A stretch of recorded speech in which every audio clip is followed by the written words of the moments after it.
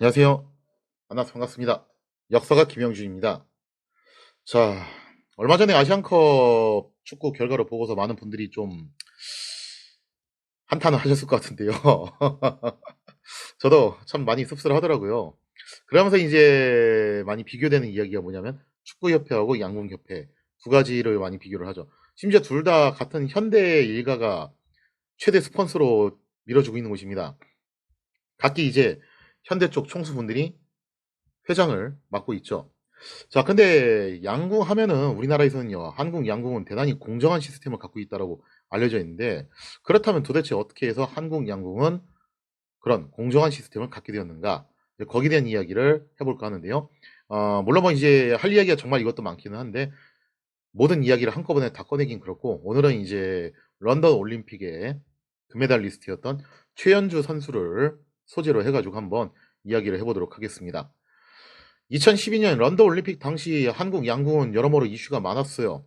그러니까 2005년에 정의선 회장님이 양궁협회 협회장을 맡게 됩니다. 그러면서 이른바 정의선 체제가 그때부터 시작이 되는데, 근데 아직 확고하게 정의선 체제가 구축된 건 아니긴 하죠. 바뀌었다고 해서 바로 이렇게 되는 건 아니거든요. 근데 기존에 있었던 체제, 뭐 정봉구 회장 체제죠, 그죠? 뭐 중간에 다른 분들이 잠깐 맡긴 했는데, 사실상 이제 구 정몽고 체제라고 봐야 되는 상황이죠. 그때 당시 구축했던 시스템, 그리고 체제, 그리고 뭐 이제 선수, 인프라 이런 것들을 거의 뭐 활용하면서 했을 거예요, 한동안은.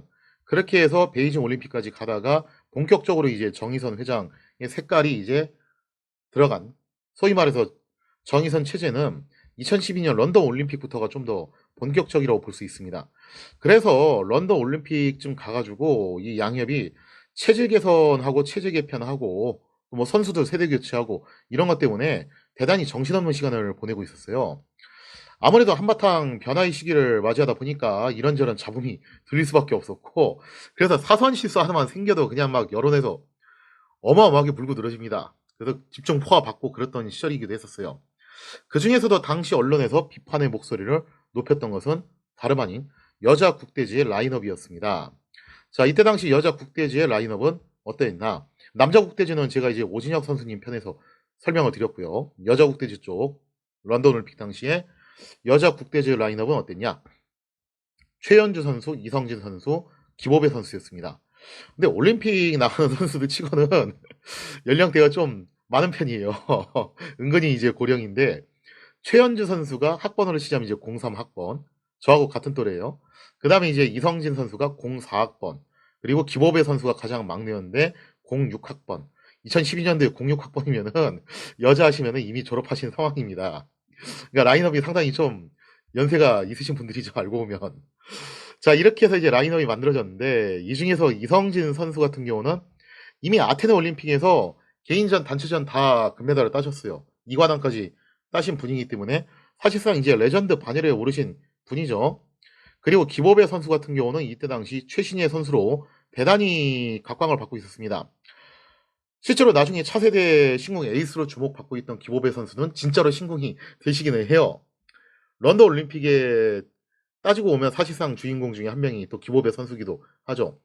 이 기보배 선수는 이미 어린 시절부터 유망주 평가를 받고 있었어요. 그래서 중학생 때부터 각종 대회에 나가서 메달을 휩쓸고 하면서 세간의 주목을 상당히 받았던 것이 기보배 선수였습니다. 따라서 당시 언론이 문제를 삼았던 게 누구였냐면은 바로 최연주 선수였어요. 최연주 선수는 런던 올림픽이 개최되기 전까지 세간에 그다지 알려지지 않은 선수였습니다. 이성진 선수하고는 연배가 거의 비슷하죠. 한 살 위긴 한데. 근데 이성진 선수는 이미 올림픽 챔피언이 됐는데, 그래서 커리어가 그만큼 이렇게 확고하게 돼 있는데, 최현주 선수는 과연 이때까지 뭘 했냐 하면은 국제대회에서 제대로 뭐 입상한 게 없습니다. 또 이때까지.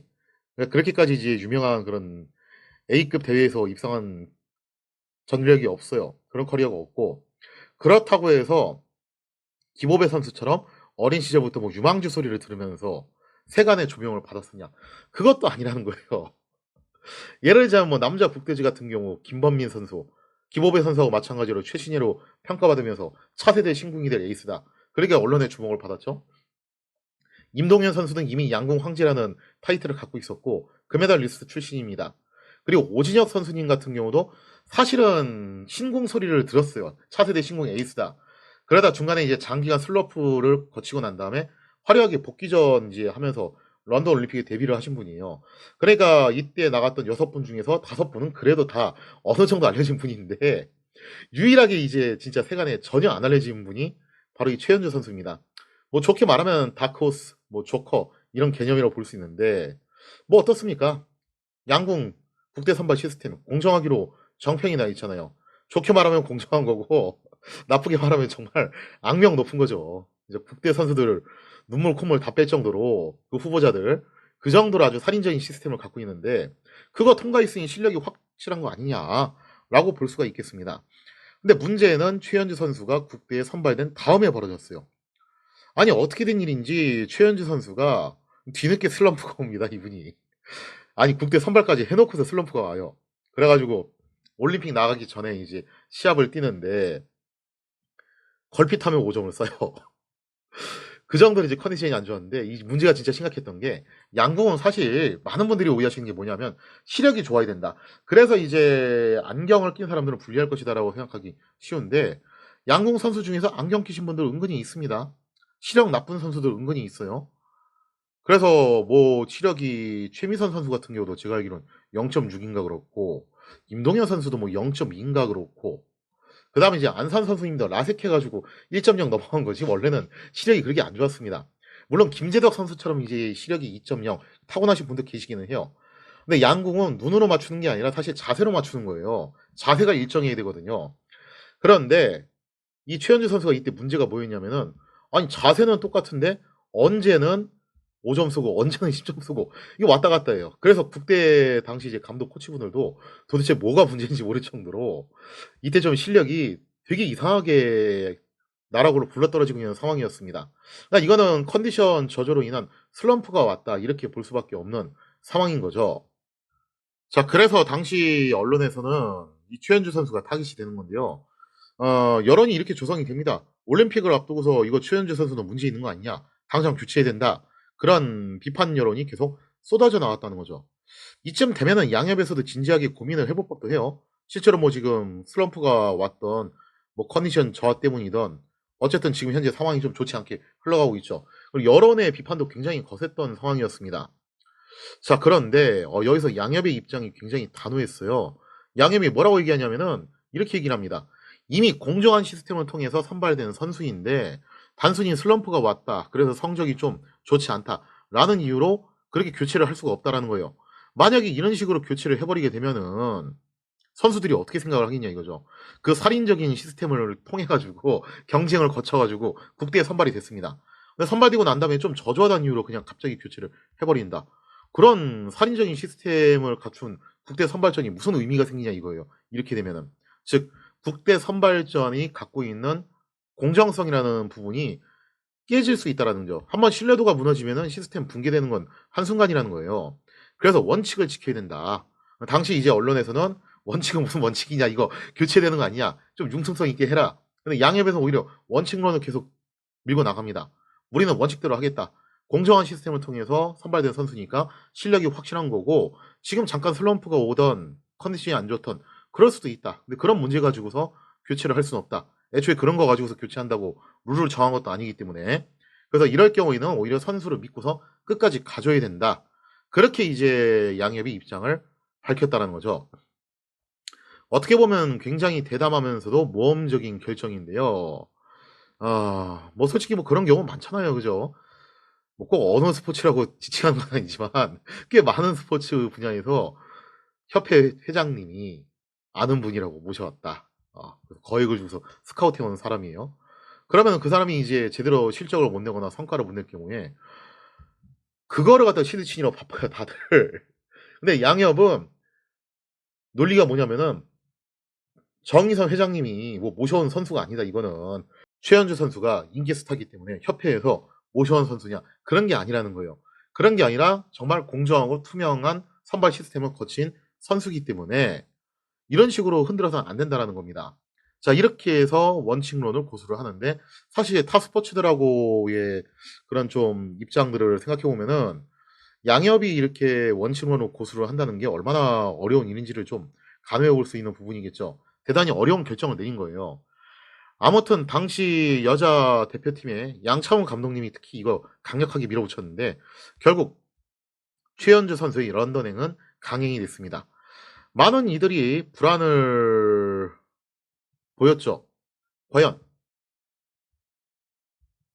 양협의 결정은 보상을 받을 수 있을 것인가? 자, 하지만 최현주 선수는요. 협회와 지도자들 그리고 선수들의 믿음에 대한 보답을 확실하게 해주게 됩니다. 런던 올림픽 단체전 결승전에서 만난 중국팀이 대단히 끈질기게 우리나라를 물고 늘어졌어요. 그러니까 2010년 넘어가면 확실히 이제 다른 나라 팀들도 만만치 않게 되고 특히 중국 같은 경우는 실력이 굉장히 많이 올라옵니다. 자, 그래서 이때 당시에 엄청난 폭우가 쏟아지는 가운데서 그야말로 악전고투를 하고 있었는데 놀랍게도 이날 시합에서 하드캐리를 했던 분이 어느 분이시냐면 바로 최현주 선수입니다. 왜냐하면 레전드로 평가를 받았던 이성진 선수 그리고 차세대 신공 에이스라고 평가를 받았던 김호배 선수도 중간에 이제 8점을 쏘는 그런 실바를 내기는 했어요. 물론 최현주 선수도 8점 한번 쏘기는 쐈습니다. 하지만 최현주 선수가 압도적으로 10점 비율을 높이게 된 데다가 그러면서 엄청난 기세로 팀의 승리를 견인하는 데 기여를 했다라는 거죠. 자, 최현주 선수 입장에서는 이거는 그야말로 단호한 결의가 깃들여 있는 시합이라고 볼 수가 있는데요. 단호한 결의. 어떤 열악한 상황에서도 승리만을 생각하면서 계속 싸워나가는 굳건한 의지죠. 그것을 가슴에 간직하는 사람의 투지는 한계를 맞이한 육체를 지탱해주면서 역전의 한 방을 날릴 수 있게 해줍니다. 그리고 결국 승리를 쟁취한다는 것은 바로 그런 의지의 싸움이기도 해요. 따지고 보면은 최현주 선수가 이런 강력한 결의를 보일 수 있었던 것은 올림픽에 나가기 전에 있었던 그런 어떻게 보면 좀 어두운 구간이 있었기 때문이라고 볼 수가 있겠죠. 어쨌든 누구의 기대도 받지 않았던 최현주 선수는 그동안 참고 참았던 인고의 눈물을 모두 쏟아내면서 한 발 한 발에 자신의 굳건한 결의를 담아서 쏘아 올리게 됩니다. 그리고 마침내 여자 국대전은 극적인 1점 차 승리였어요. 이때 정말 극적인 승리였는데 1점 차 승리를 따내면서 7연패 위협을 달성하는 데 성공을 하게 됩니다. 당연한 이야기지만 이날 승리의 주역은 바로 최현주 선수라고 볼 수가 있겠습니다. 그리고 또 선수를 끝까지 믿고 원칙론을 지킨 양협, 그리고 또 지도부, 그리고 팀원들의 승리이기도 했던 것이죠.